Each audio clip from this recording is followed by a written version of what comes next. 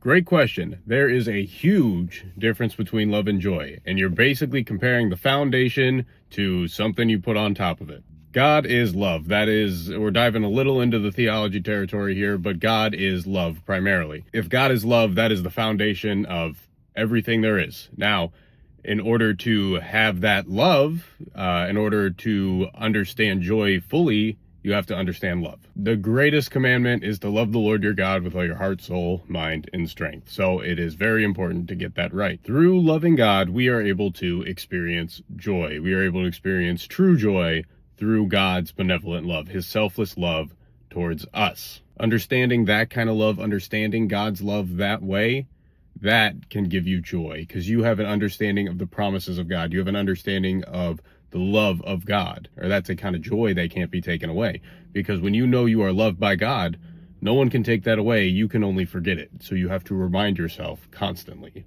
Remind yourself of the gospel constantly. How can a plant take root if it does not have good soil underneath it?